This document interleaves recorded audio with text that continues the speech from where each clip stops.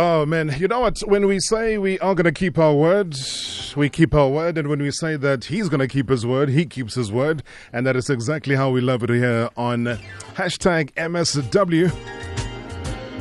It is Marawa Sports Worldwide. And we are live streaming on Marawa Sports Worldwide. When it comes to Twitter. And you can see our legend live in studio. He was here for the part one a couple of weeks ago. He said he's going to go back to Nigeria, get some powers. You know, this man is anointed. You're a prince, right? Not really, a chief. You're a chief or a prince. I just know that you are royalty, whatever the official word is. Yes, you're right. How did that happen? I think it was 2016. They've been talking to me about it. Yeah. You know, that they wanted to honor me. So it was like a honorary title also for my people. Right. So I think when I bowed out the game, there was everybody trying to get me involved and honor me. So that was from my people and said, I symbolize a lot as somebody that came from that particular area and also to be a voice for them and also for the youth. So it was very special. Was there like a whole big ceremony to mark that? I mean, surely if you become a chief, it can't just be something you do with about 5 people only. No, it was a big ceremony. I think the whole tribe from my place, because that was the king anointing me. Wow. So, you know, there were some things that were done that was strange. I wasn't used to it as well. Like what? Tell me though. Give me the detail. Yeah, because, you know, they had to wear me this cloth. You know, but I did speak to him earlier because I'm very spiritual. I'm a Christian, that I don't get into traditional stuff. Right. So he did say this is honorary and he just wants me to be a voice of the youth. So they had to put me the crown on, and it was for myself and my wife as well. Right. Yeah, because they can't just give it to me since I'm married. But it was very special and it's something that I'm very proud of. And the title means the one that deserves to be honored. Oh, wow. Number one. And is there any expectation, though, in terms of what you need to do? Maybe once a year, do you have to go and, I don't know, address the subjects, address the community, address the people? Yes, but I've not really been involved in a lot. But yes, there is some things that I have to do for my people, basically. I think especially the youth, because we come from a very sensitive area. So I need to talk to them and also give them hope, and also trying to bring some of what I do, part of my investment, to encourage my people. Because, you know, I grew up there. Yes. You know, I was born and brought up in the city, but my dad made me to go to boarding school so I can also be close to my people. So I have my culture in me. So for me, it was a very good blend and I'm happy about it. But I know I have a very big responsibility to represent my people, apart from being a voice for them, to be a face, because we are peculiar when it comes to Nigeria. Right. And I believe that some way of a kind, and growing up, schooling there and everything, that we're a little bit marginalized, we're a little bit behind. So I have to be a voice and let people know about things that are happening. But I mean, why do you think that is? Is it a case of just when things are, or you stigmatized in the world, you know, everybody thinks they know about you, everybody thinks that they can have an opinion about you, but they actually don't know you? Yeah, really, that's it, because, you know, my growing up happened very fast. Yeah. It's just people that were very close to me. When you leave a country, like at 17, just went to school, and like I said, I didn't go to a day school. I went to a boarding school, so most times I was away from home. Yeah. So people that really knew me when I was in the primary school. And then another phase of my life was when I went to boarding school. And so everything happened so fast. Finished my secondary school and I was out of the country. So coming back home, I know a lot of people, but they don't know much about me. And that is why when we ended part one, we said we're not going to say goodbye. And that's why when we start part two, we haven't even greeted anybody. You probably don't even know who I'm talking to, but because his voice has become so popular right across the African continent, you know exactly. Joseph Yobo, my guest for part two. Feel free, 060-584-2250. That is the number, WhatsApp number, where you can send any question, any comment that you do want to chat about with regards to this legend here, because all the way from Nigeria landed today, and he said, you know what? We promised the people, and the people we will come and deliver to. So right across Metro FM as well as Radio 2000, it is live. It's hashtag MSW. It's Marawa Sports Worldwide. And of course, they're listening in Nigeria. So you in Nigeria as well, please send through your voice notes, 060-584-2250. But they played a testimonial game as within that week or part of that. Yeah, that was part of it. I think it was after my testimony. I think it was the day after. Yeah. Because, you know, that's my state. My testimonial was played in my state where I was born and grew up. Wow. So the day after, we went close to my village. You know, that's my tribe. That's where I was raised. So it was very special for me. Yeah. It was a special moment because all my family and friends were there. and people, because I said I schooled close to my community, right, where I'm from. So a lot of people, that was the opportunity for them to see me, and I saw a lot of very familiar faces. But it was a huge celebration. You know, it was something that was unique, and till date, my wife still talks about it, and it's something that we share. That we cherish a lot, and you know, it just means everything because it's not too traditional. Yeah. But to give me that honor to say he that deserves to be honored number one from that region, you know, I think it's something very special, and people don't know a lot. But you know, if you don't know about the Ogoni, then go and Google it. You'll hear a lot that is happening, and you know, Nigeria is big, but you know that signifies something very important. Ogoni land. Yeah. This is the man that right here in studio. You don't mess with this man. I mean, he wears his heart on his sleeve. And you talk about your wife and you talk about her very fondly. And I mean, something that, I mean, we don't normally talk about here because we all after finding out a little bit about you, because we know the football aspect, we'll touch on that shortly. Yeah. But, I mean, I remember the headlines. They were like, Joseph Yobo marries the most beautiful woman in the land, in the continent as well. And that was just what, after 3 months of meeting? Yeah, I think we've known each other for a while. Yeah. You know, we've known each other, but it wasn't out there. You know, but people only, from the time people saw us together, They assumed. and the marriage, they assumed it happened that time. But we've met before that, and you know, it's something that happened really quick as well. Yeah. I think sometimes they said love at first sight. For me, it's not like when you meet somebody. I was at that stage, and when you meet somebody that you think connects with you deeply, you know, why wait? You know, so we connected very strongly, and we decided to, you know, to get it going, and no regrets. You're a strong family man, and obviously a lot of people that do follow you on Instagram would get a sense of your deep passion, number one, for business, your fond love for family, your fond love for religion as well. And I mean, you don't mess with that. How important is that structure called family to you as Joseph Yobo? Very important. I think first is not really religion, but my faith in God. Correct. You know, I think my faith in God, you know, just made me who I am, and just takes me away from a whole lot of distractions and what could have been, and I'm happy about it. And then family. When family came in, because I was successful before I got married. Yeah. You know, I've been there doing what I'm doing. But when I got married, I think it just cemented everything that I wanted. You know, like I have somebody that I can actually trust and believe in. And obviously, when you're in marriage, apart from having fun, because we're young couples, and we still live like young couples as much as we've been married. You're going to be young until you're 85. We've been married for 9 years, but it still feels like it's just happening, which is something that I love. And then we have 3 beautiful kids. Beautiful. You know, so when you have those and you all connect together, I think it's something that is almost like a spirituality. You know, so it's special, and it keeps me calm, it keeps me sane, because as a young man that is out there and a lot is happening around you, it's very easy to lose it. Because you need somebody to calm you down. I was going to say that it must have been very difficult for you, and I had the honor early on of, you know, spending time with Thierry Henry, and I know how much he draws as far as fans are concerned, whether it's male, female, it really doesn't matter. But it must have been the same for you as well. You're in the same space where people might not want to know you because they appreciate you. They want to know you because of what they can get out of you.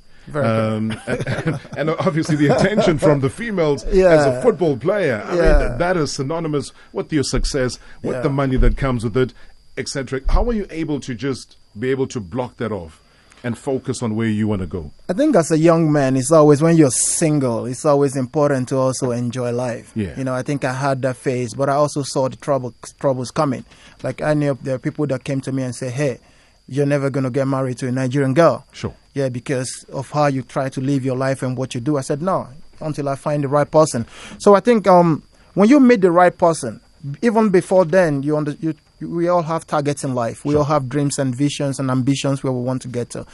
I would like to say my family were there for me, and like I said, you know, my love for God calmed me down a lot. So even when I'm stepping out of track, you know, I bounce back easily. So I realized that if I went that lane, of course, there's love from fans, female fans, and everybody. I got that because I came into the limelight from, like I say, 17, 18. You know, so I was already known. By 1920, I was a regular for the national team. So it comes with the fame, comes with the trouble. You know, the success, the money, the fame comes with the women. It's how you manage it. Well, I'll say this: my love for God, my faith, kept me out of all distractions. I did have little bits here and there, but I was young. I was able to overcome you're a those human things. being. And I'm a human being. Yeah. But there were minor things expected of a young child. I have a son now. I know he's going to let him enjoy life when the time comes. I think life is phases. As soon as I went past that phase, I realized it was time for me to settle down. Right. And I'm glad I got the right choice.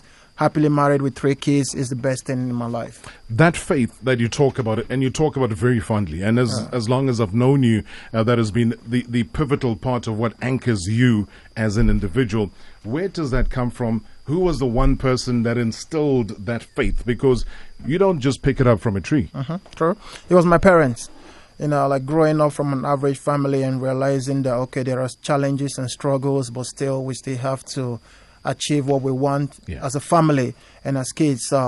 It starts from home, praying. You wake up, you pray. You come back, you pray. Before you go to bed, you pray. And go into church as well. Yes. So when you are with people that are into prayers and thanking God and being grateful, I think you grow up with that same mentality and that same commitment, like, knowing that God is everything. I think that's how I was raised. I was raised to believe that God is everything, and prayer will help me out of trouble. And having faith and believing in God, of course, the ultimate is to make heaven.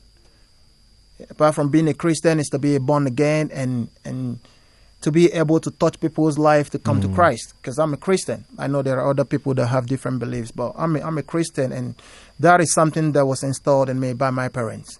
And there is no way, the Bible says, if the way, like people also say, like the way you train up your kids is the way they're going to be. Right. It's the same thing now. I tell my son, he sees what I do, and he's adapting to it already. So you're the example. Exactly. So I follow that example from all, because I have older siblings as well. Sure. So everybody was doing the same thing, believing that, we have to go to church, we have to pray to God. And I saw it like, without God, nothing could have been possible. And when I was coming up, my dad did tell me this. He said, the way I'm going and the way I'm rising, and there's a reason he named me Joseph. Biblically. Yeah, he did say that there was a reason, because he saw something different in me when I was born. Okay, that's what he said. But growing up, my rise was very fast. Yeah. Like people saw that something was about to happen. I didn't see it coming, not even with the football, because I was still at school. Wow. But then my rise, everything is something that I cannot explain. But that tells me that the grace of God is upon me, because I have faith and I believe that it's not going to happen except God makes it happen. And only with God I did achieve everything I've achieved so far. Because people ask me, how did you manage to get this far?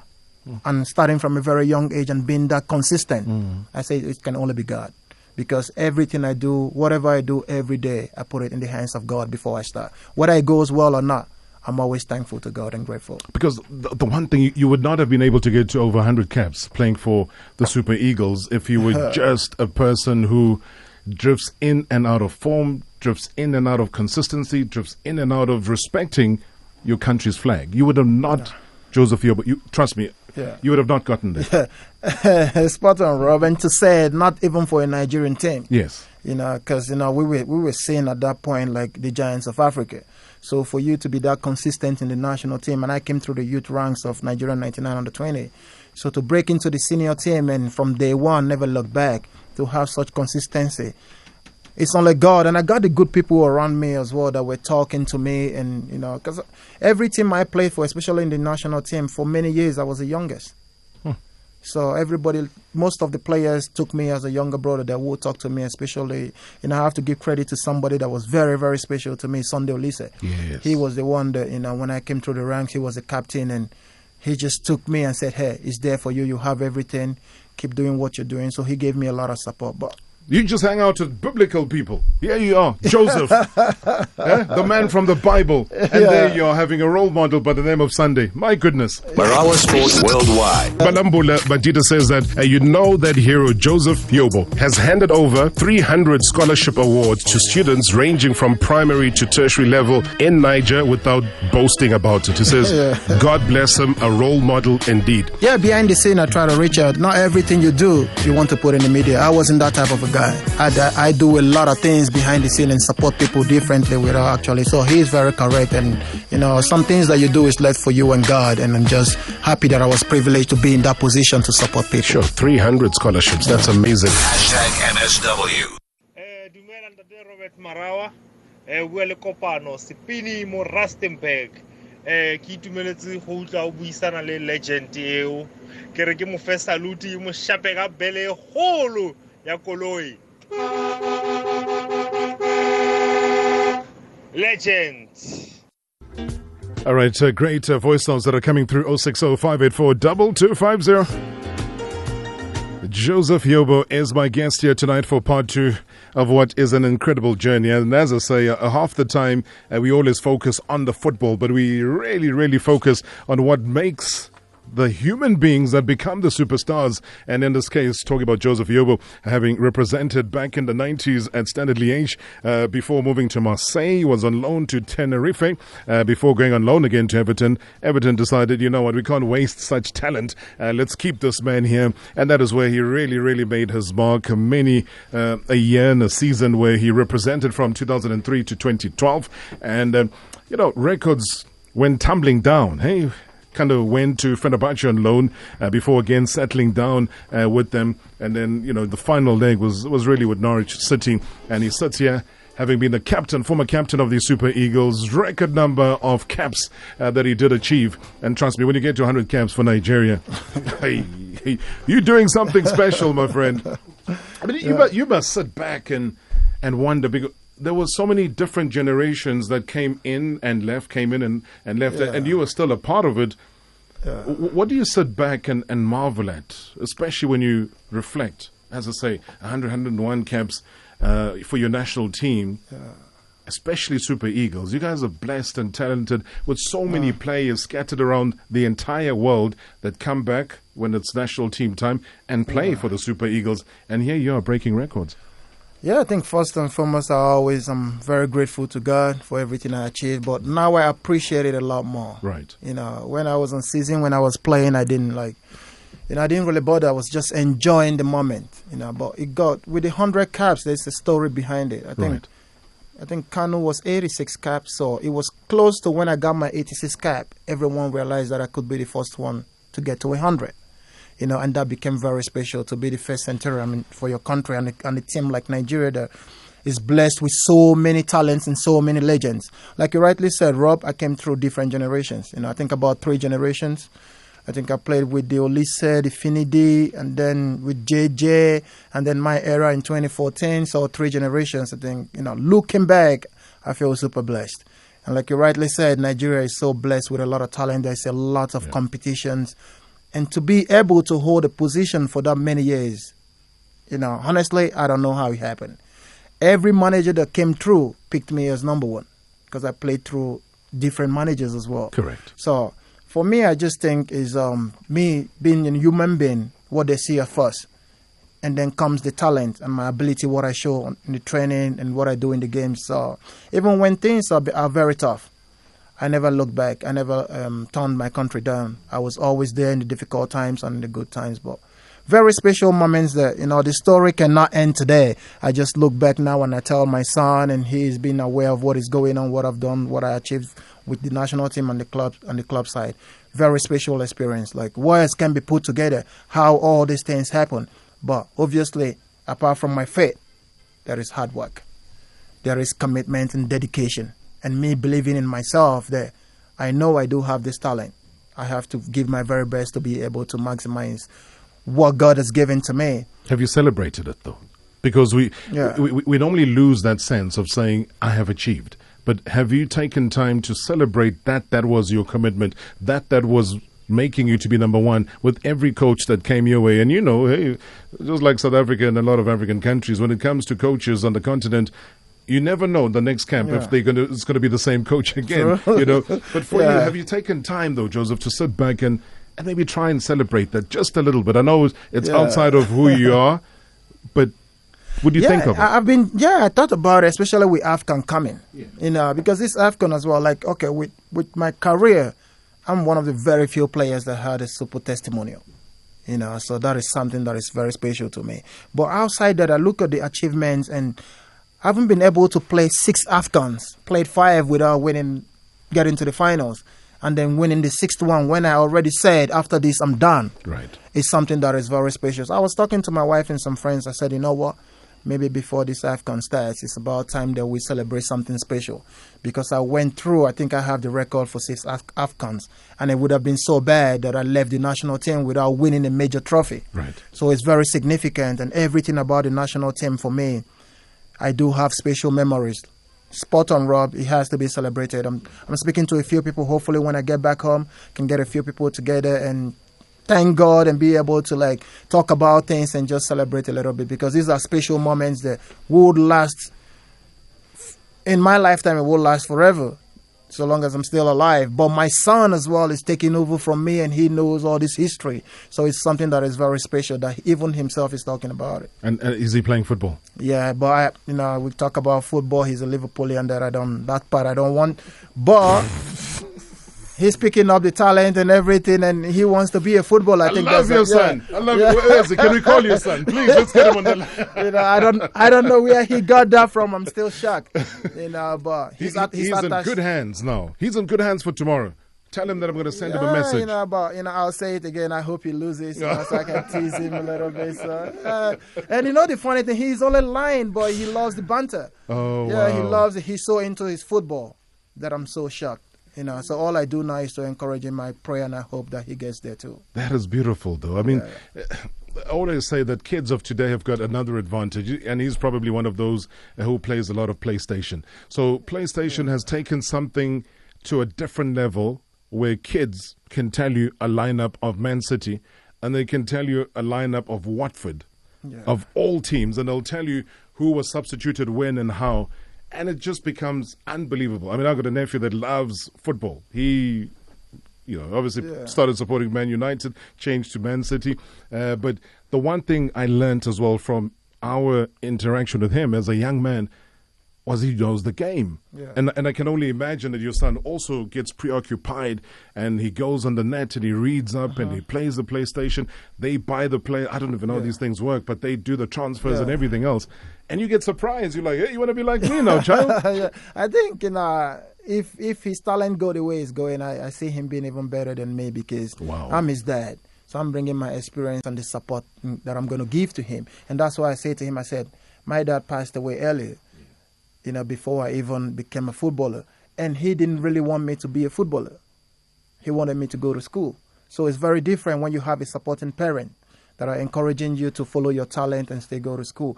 But like you said, Rob, he knows everything about football. Like even what we're doing with Champions League, he can name the team for tomorrow and tell you the scores and everything. And it goes down apart from the Champions League. Like he knows team like Hall. He can name like 5 players from. I'm like, how do you get this? Yeah. So that tells you how football is evolving and kids and everybody's getting involved. It's something special. 060-584-2250. We'll come back. We'll talk about 2013 Africa Cup of Nations. And this man decided, he's going to tell everybody to leave him alone. He just wants this trophy to be in his bed. He just wants to sleep with the trophy, cuddle, and do everything. Joseph Yobo. #MSW. You're speaking to Alan here. Listening to Joseph Yobo is humbling, bro, Rob, and it makes me understand and see the reason why we need a solid family backgrounds so that we groom our young ones to succeed in sport, academics, in their careers. It's important to have a strong, solid family background and values. No wonder we are seeing our players of today. They're totally different to players of old. So I think there's something that we're missing, there's something that we've missed, and I hope that we'll listen and learn lessons from people like Joseph Yobo. I'm learning quite a lot. Thank you very much for bringing him studio, and I appreciate you, Chief. Thank you. Hey, Rob Foroshki from Cape Town. Listen, man, thank you so much for always bringing the best to us. It's nice listening to your show. And well done to Mr. Yobo for the success he achieved after playing football and even prior to playing football. The young man has never forgotten his roots and he's always very connected with where he's coming from. So thank you, Rob. Appreciate it. Keep well, and everyone enjoy your weekend. One-on-one with football's living legend. It's Legends Night. Rewind the tape. Let's relive those moments of football magic. Ladies and gentlemen, your legend is here. All right, we bask in the greatness of one of Africa's very own, one of Africa's pride. Don't worry, after the news, I'm not going to say a word. We'll open up the lines after 7, and we'll make sure that you have your one-on-one with the legend. As I say, the greatest thing that he could ever give us at some point is to write a book. And I hope that he does, because my goodness, has this man had such an incredible journey, such an incredible career. I know, just thinking about it though, I mean, when he was in England, becoming one of only 7 players in the entire league to play all the games from beginning to end in the 2006-2007 season. And also talking about 2007, that is when he was named the record appearance holder for international players while he was playing at Everton. And that's a title that he held until 2012.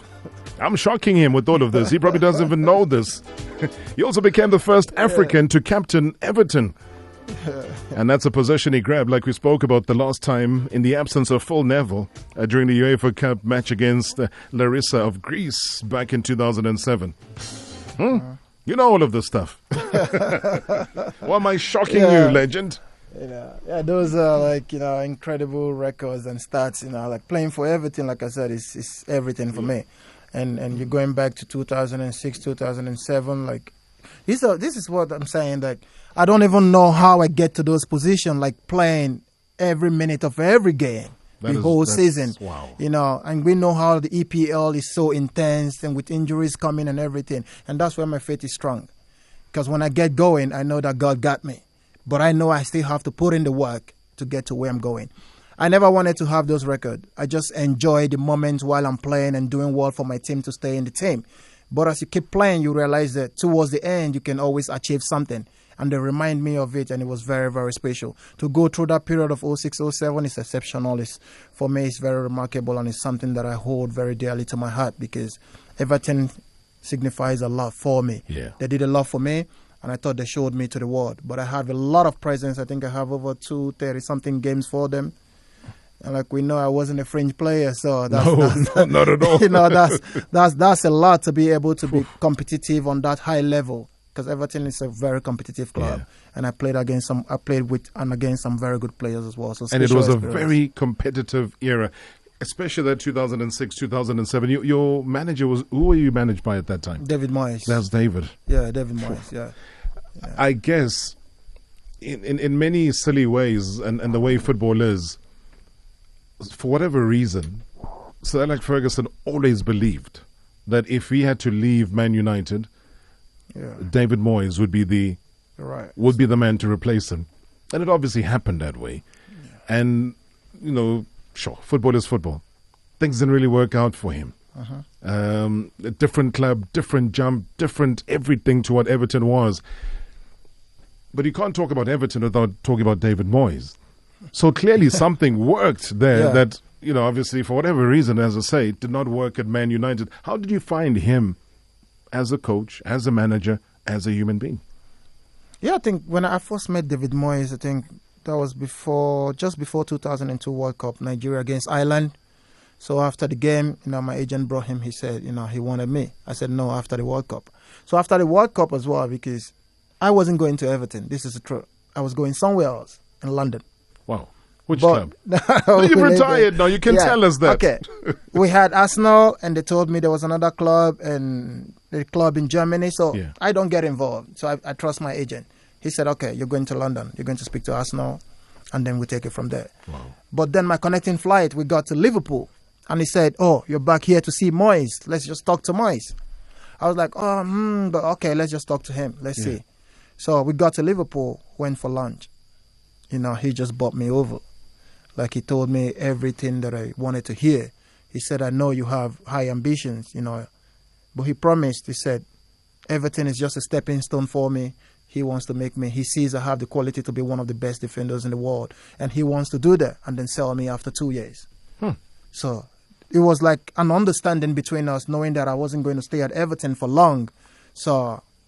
But when we started, everything just started flowing very well. Like you said, I came on loan. Sure. And after a few games, they said they wanted to make the loan permanent. Got a 5-year deal.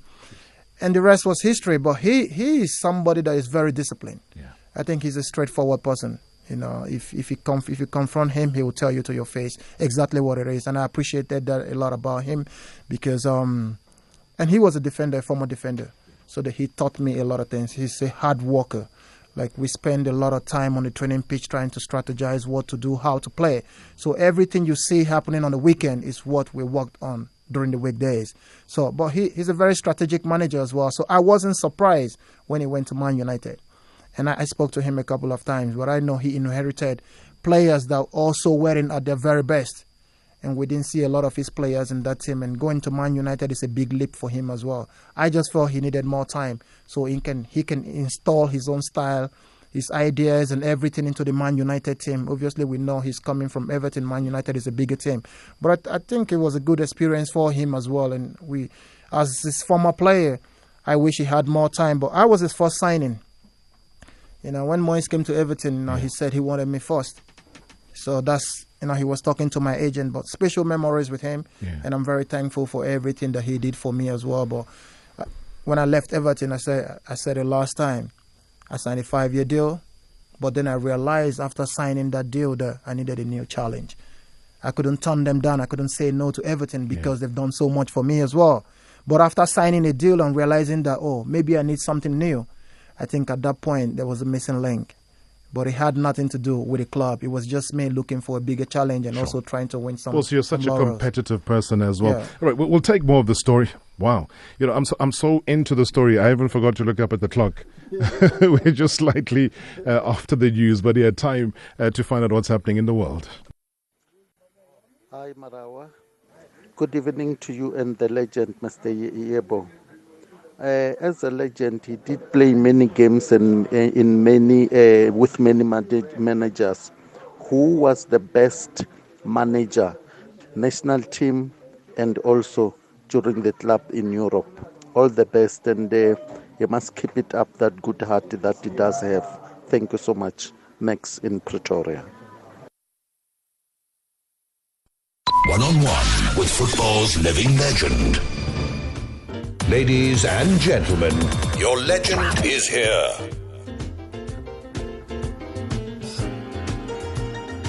All right, I challenged the ladies to 10 WhatsApp voice notes tonight. I think we've had one, so there's still 9 to go. And Lesego Moroke says, please share the WhatsApp number and Twitter, because I say it too quickly. So, Lesego, this is for you. The number is 060 5 8 4 2 2 5 0. Lesego, I look forward to hearing your voice note.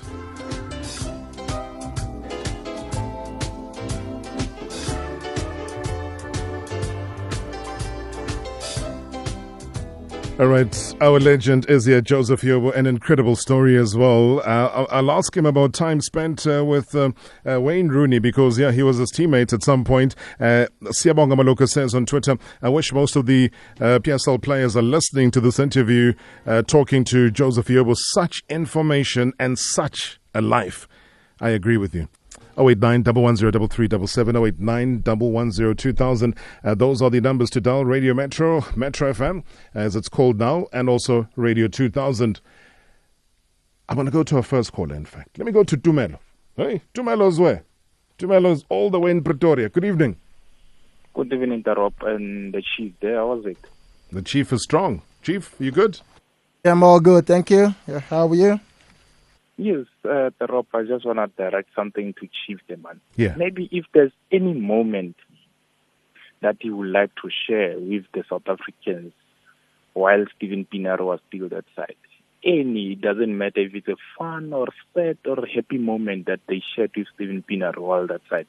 The second thing that I will ask, what can the chief bring back to Africa specifically in terms of the running of the clubs and the development? I don't even want to go to the development, the running and professionalization of the teams. what is it that he can bring in terms of advising to the teams? That's all that I want to. Beautiful questions. Thank you so much indeed. I'll come back to the voice note question about the best manager, but maybe you want to address, he's respectfully calling you the chief as well. Yeah. What's his name again? What's his name? Dumelo. Dumelo. Yeah. Yeah, let me take your first question about Steven Pienaar. Yeah.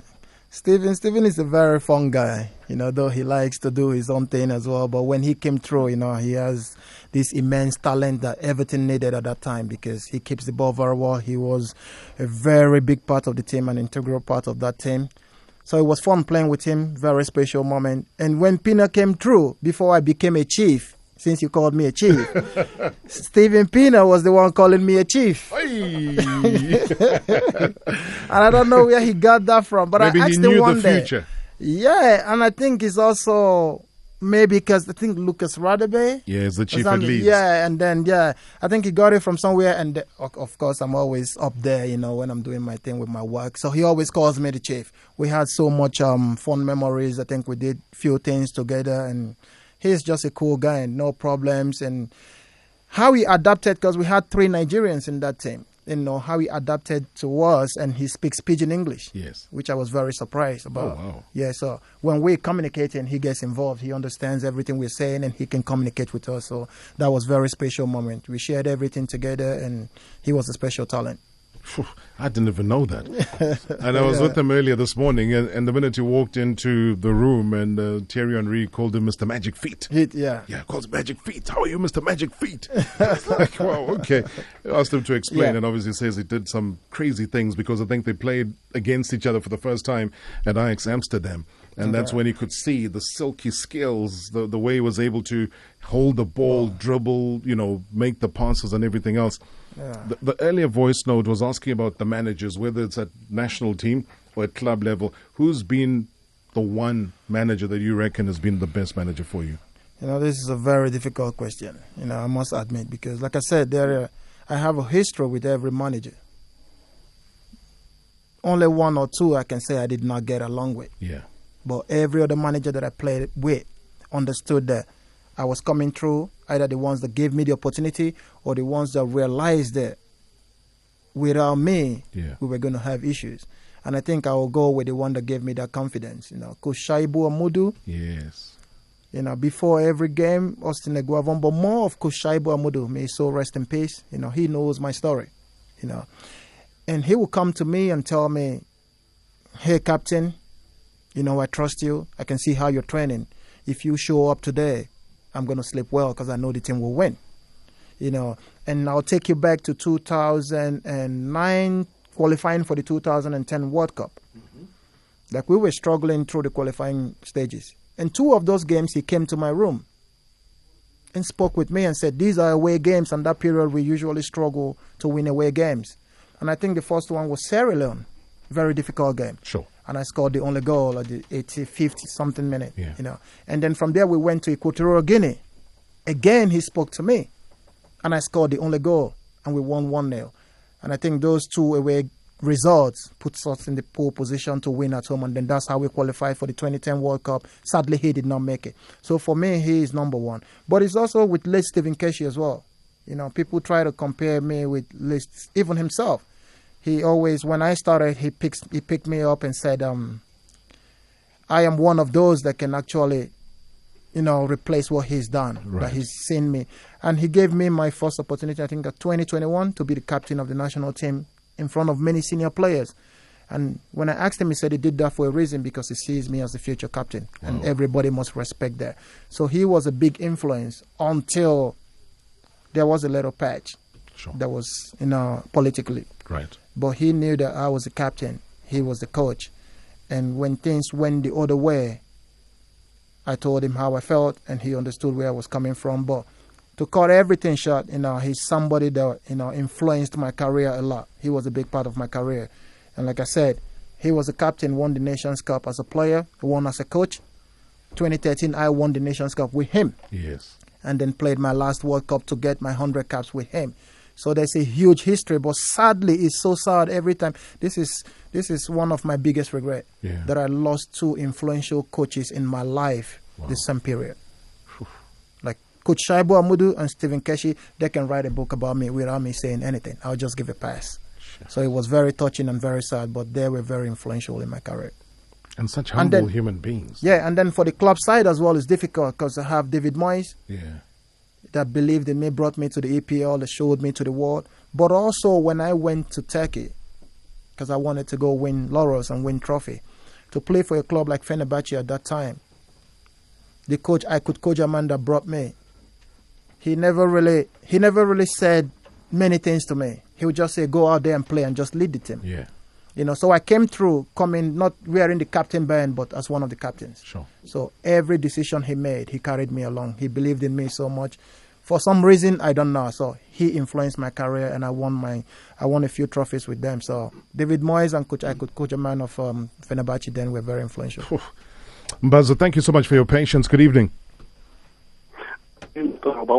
I'm very, very good. Calling us from Ekanana. I don't know if your line is breaking, but yeah, Joseph Yobo was here. All right. What do you make of having played in various European teams and not hoisting either Europa or Champions League title? Last but not least, between Magical Messi and CR7, which of the duo do you see win 6th FIFA Ballon d'Or and why? Nice one. Thank you so much. Yeah. Good question. Yeah, this is, sometimes you want to win things, but sometimes you get comfortable. But like I said, when I played for Everton that long and Everton wanted to keep me for as many years as possible, I realized that I'm getting to my peak where I need to start winning something. And Everton wasn't giving me that. So I moved to Fenerbahce. And then we got to the Europa Cup semi-finals. Sadly, we lost against Benfica in the 2 legs. But I was carrying a very heavy injury, my knee injury. But the coach had to play me. Right. Because he thought I'll bring some stability to the team. It was very sad when you're playing a football game and realizing that you could do so much, but you've been restricted because of injury. So at least I got to the semi-finals. Not lifting it is sad, and that's part of football. And then what was your other question?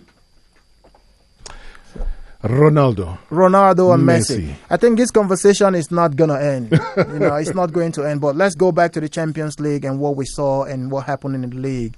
Messi with the number of goals he scored and everything and won the Golden Boot again in Europe. Ronaldo obviously did very well, making his move to Juve and did extremely well. But Messi gave us some breathtaking moments this season. It's sad to see him and his team Barcelona go out of the Champions League. But what he did, it's just remarkable. It's incredible. So I'll go for Messi having an edge because he's been so consistent with scoring goals without even being a striker because he drifts around everywhere. So I'll go for Messi on this one. Who's the greatest of all time between the two? For me as a player, I'm playing against the both of them. They're both different. Ronaldo built himself to become what it is, that, the world has to give him that credit. I didn't see Ronaldo playing. When I played against him, he was a winger trying to do the leg over and tricks and all that. That didn't work. Now he is a super striker. Right. He's the biggest threat when it comes to striking options. But Messi, he entertains you with football. Yeah. When he's on his day, when he wants to play, he's a bit of everything. I'll actually pay to just go watch him play. Right. Even without him scoring. Sure. Just being that entertaining. And that's the difference. Ronaldo, without him scoring, sometimes you'll find it a bit not that much entertaining. Right. So that's the difference for me. And I think Messi will always have an edge. He's a bit younger. So let's see what he comes up in the next couple of years. But it's a difficult question. Yeah. Do you not think that the major difference when you look at the two of them is where Ronaldo has been? Whether from Sporting to Man United, winning Ballon d'Or while at Man United, something that obviously was not really happening with an English club because it always became the domain of either Italian or Spanish football. Then him moving from Man United to Real Madrid, and of course extending then his number of Ballon d'Or awards, breaking records, scoring record number of goals, and then saying to himself, I'm not going to retire, go to America or go to China and get a huge payout. Let me go test myself at Juve. And he becomes again an integral part in terms of goal scoring, in terms of, how far they could go as far as Champions League is concerned. Their comeback as well was largely due to him.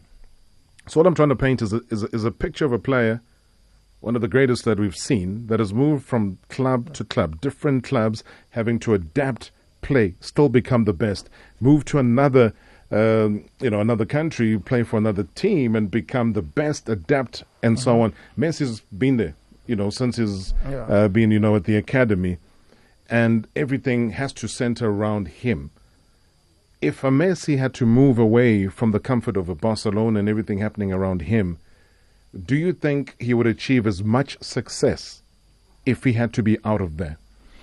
Yeah, I think it's a different scenario. Let's give credit to Ronaldo for what he has done, because it's not easy. I also moved from different countries. Correct. But when you go to these countries and you're playing for the best team in the country, it makes it easier. And like we said, Ronaldo is more of a goal scorer.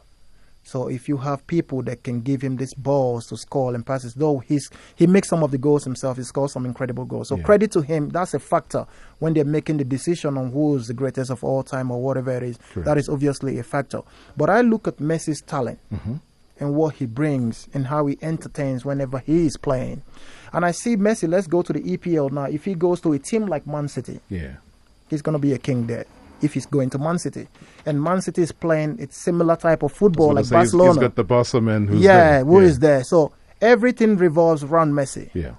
Even without him scoring. And look at the number of goals he also scores. I think he's 602 in his career. Ronaldo about 600. So he keeps scoring. Yeah. And he keeps... Look at his stats with the his assist as well. Yeah. So he's more of an all-rounder for me. But if he has to pick and choose the teams he will play for, I start from EPL. If he goes to Man City, I see him doing very well. If he goes to Chelsea? No. He would never. No, he will never. Yeah. If he goes, when Arsenal was at their peak, Arsenal. Let's go to Germany. If he goes to Bayern Munich, maybe he will still be that similar. Dortmund? No, more of Bayern Munich. Yeah. Okay. Because they're serial winners. Yeah. Then if Messi leaves, not everything, if he goes to PSG as well. Not. Different, but he'll still win it. You see Neymar, look at his stats before injury. Yeah. So when you go to the good teams, the best teams in the country that have good footballing players, I think it's easier to succeed. The only reason that I see that might be a factor is if they want to make you the key man. Yeah. Because there's always ego around the dressing room when a new player is coming in. If you were the man, the pivotal person in that team before then. So there's always going to be issues. But if that is sorted out, that if Messi is going to any other team and he's still going to be the key man, I see a possibility of him achieving the same similar feat like what Ronaldo has done. So I suppose it's a similar thing to what you got when you talk about Neymar going to PSG. Yeah. And then they had the whole tiff with Cavani. Yeah. Because Cavani, ultimately thought that he would take all the set pieces, he would take all the penalties, and he would be the main man. And who's this little kid now coming through and taking the shine away from him? 100%. Fully agree with that. And let's listen to a couple of voice notes because they are coming through. And of course, I want to chat to this man about the big one tomorrow, UEFA Champions League final. I can't make him escape without chatting about that conversation. Hi, Robbie. It's Tyron from Protect Lane here. You've got a legend there, man. I did watch him play for Everton, which he was so damn good.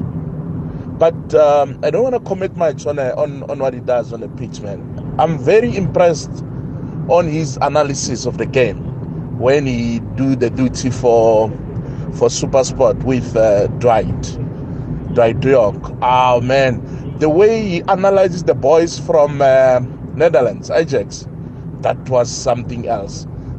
He had a belief on those boys. He was the only analyst who believed in them and who said these boys can make an upset when they go to Turin. Look what they did to Turin, to Juve. Big team. No, man, the way he analyzes his football, man. And the humbleness of the guy. I haven't met him. The humbleness...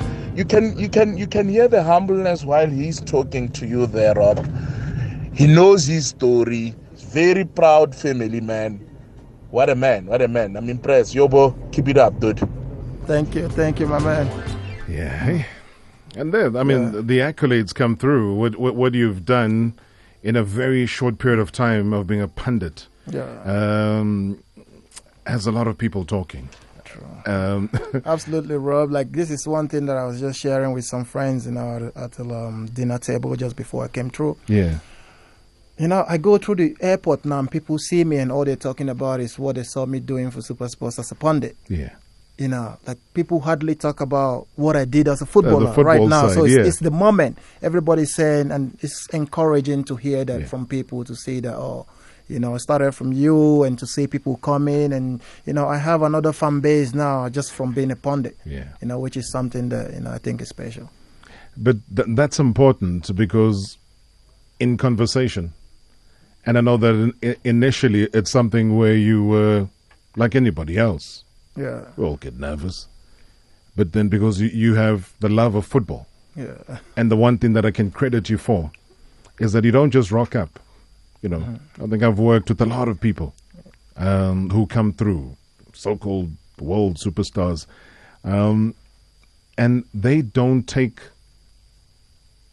a viewer seriously because they feel that they are the superstars, they are the heroes, and they don't have to do any homework. They can just sit and analyze the game. Yeah. Now, the one thing that I can always respect about you, Joseph Yobo, is that when we talk football, you have done your homework. You have got the information. You've got the stats. You've got the numbers. You have got the history. And therefore, what that helps you with is the context. Because if you don't have those things, then, you know, you might as well go ice skating somewhere and have a wonderful time. Yeah. And it is that will make you last long in what you're doing now. And trust me, you'll become one of the top pundits on the continent. I would even say, no, I'm serious. I would even say you would even go international. Well, coming from you, Rob, I think, you know, I'm humbled because, you know, I look up to you because I see what you do and working with you. But coming from you, like you said, when I started, a bit nervous. Right. It's something that I'm not used to. But also what people don't understand is I didn't really watch a lot of football. Right. I think after I bowed out the game, I took a break.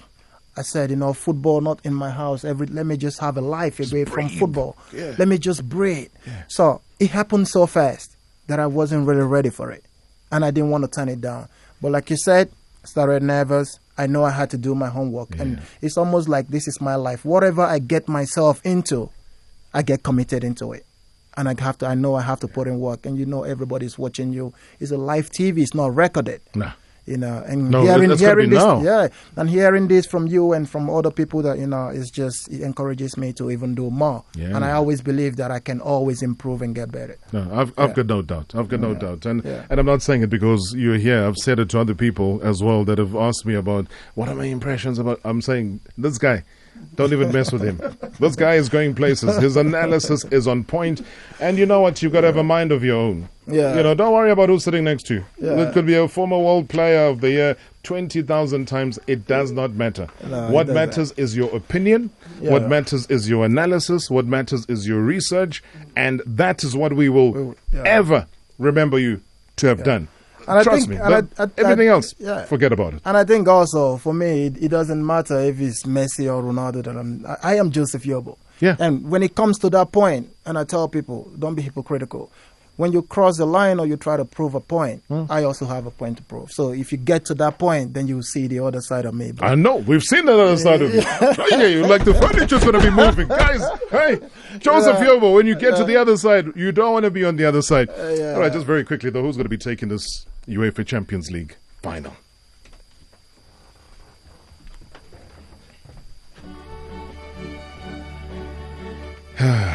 He's thinking. He's letting it digest. But trust me, whatever answer comes out of his mouth will not start with an L. Whatever answer comes out of his mouth will not start with an L. So all I'm going to ask is, are they going to do it in 90 minutes? Over and done with? Or do you foresee possibly, potentially extra time? I think for the beauty of the game, for the viewers, you know, I like to say go to the wire, extra time. Yeah. You know, Penalties. but looking at football from a different perspective and angle, you know, let it go normal time, 90 minutes, Yeah. let the best team win. You know, that's what I think. And I also think, just to answer your question on the spot, is it's going to end in normal time, normal play time, which is 90 minutes. Beautiful. Joseph Yobo, you're onto something major. People love you. People have respect for you as a football player, as a pundit, as a human being. Thank you. You teach us many life lessons, my friend, and I wish you everything of the best. We'll keep communicating with you. This is not going to be the last time. Well, whichever way. Can be telephonic. Wherever you move to next, we would like to inform our people. They've been listening. They've been intrigued. Voice notes galore have been coming through. Social media interaction has been great as well. So onward with the journey. Keep the focus. Keep the businesses. Keep the family together. And just know that you're a legend, my friend. And that's why we bring you here to celebrate you while you're still alive. And we can say thank you for all your contribution. And may God bless you. Thank you, Rob, and thanks to you and your team. I think you guys are doing a wonderful job as well. It's brilliant, and knowing you and seeing what you do as well. I think, you're a role model to a lot of people that you are not aware of as well. But like I said, you said something, keep the family together. When the family together, everything becomes easy for me. And I think with a lot of people as well, because when family is not together, there's a lot of distraction and 100%. you can fall off the track. So it's been a special moment, being here and being able to share my views. But there's a whole lot more. So people do watch out what is going to come next, But I'm just happy being here. Include us as a new family. I will do, definitely. Ladies and gentlemen, Joseph Yobo, my guest here tonight. Sure, unbelievable. All right, good luck to both of the teams taking part in the UEFA Champions League. And as we say, may the best team win.